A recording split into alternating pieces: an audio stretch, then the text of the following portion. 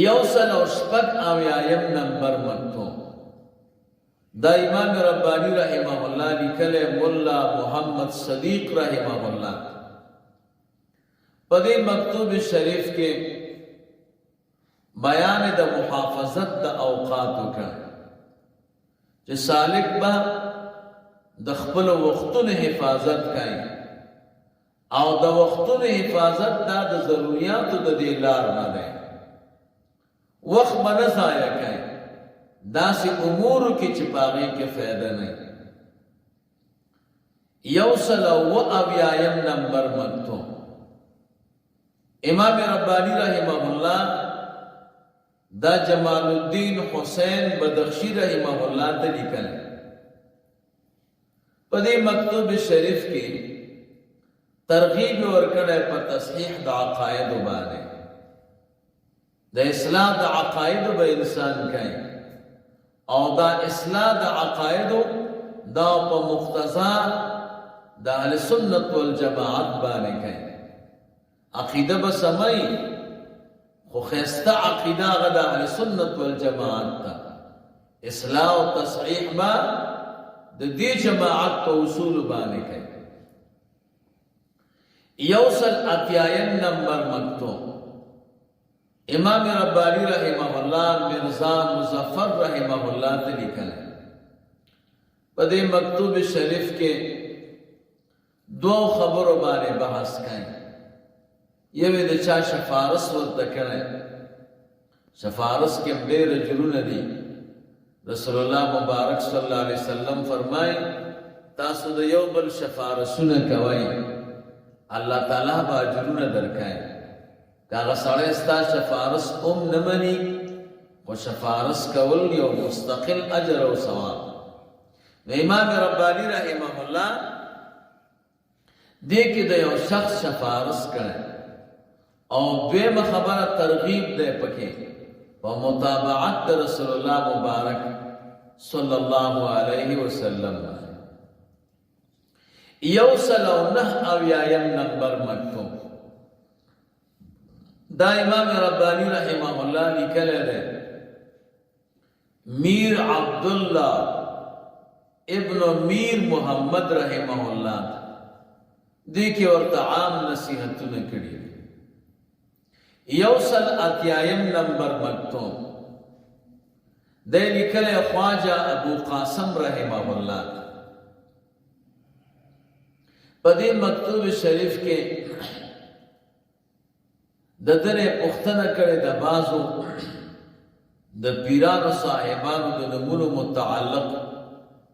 چې د پکې تردد پیدا شوه ده نبی د خواجه ابو قاسم رحمه الله نه داوی متعلق معلومات ترلاسه کړې دي دغه باندې بحث کړ یوصل او یو اتیایم نمبر مکتوب دا امام ربانی رحمه الله میا محمد صادق رحمه الله تا لیکل پدې مکتوب شریف کې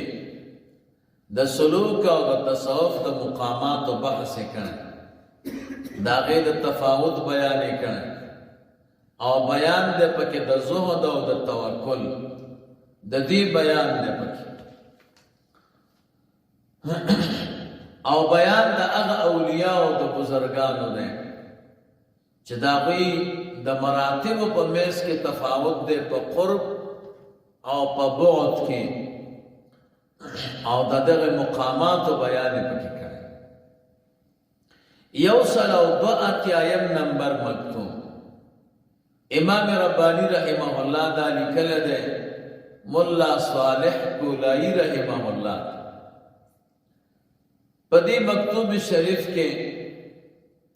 امام ربانی رحمه الله د یو حدیث ترجمه کړی ده چې رسول الله مبارک صلی الله علیه وسلم بعض صحابه رسول الله مبارک صلی الله علیه وسلم ته شکایت وکړي چې قربان کله کله زمون په ذهن کې داسې خبرې تیریږي چې موږ نه غواړو چې هغه په خولې راشي یو صحابی ورته فرمایي قربان کله کله به مې ذهن کې مې داسې خبره تېره شي زم چې کاش کې سکاره شوی وی او سوځېدلی وی خو چې دا خبره مې نه وی کړې رسول الله مبارک ورته وفرمایله دې ته مه خفه کېږه ذلک من کمال الایمان دا د کمال ایمان نه دی دا چې کم کور کې څه شي نو به تختی څوک کنه نو امام ربانی رحمه الله د دغه حدیث تفسیر او ترجمه او داغه متعلقات په دې مکتوب شریف کې دوی ته بیان کړي یو سل او 83 نمبر مکتوب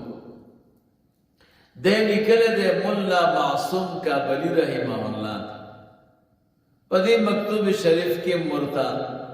عام نصیحتونه کړي دي او د نصیحت او د فائدې خبرې ورته کړي یو سل او 84 نمبر مکتوب د لیکل د خلیج الله په دې مکتوب شریف کې امام ربانی رحمه الله ترغیب ورکړی دتا په متابعت د سید المرسلین محمد رسول الله صلی الله علیه وسلم یو سل او 85 نمبر مکتوب د لیکل منصور عرب رحمه الله په دې مکتوب شریف کې ورته د یو شخص سفارش کړي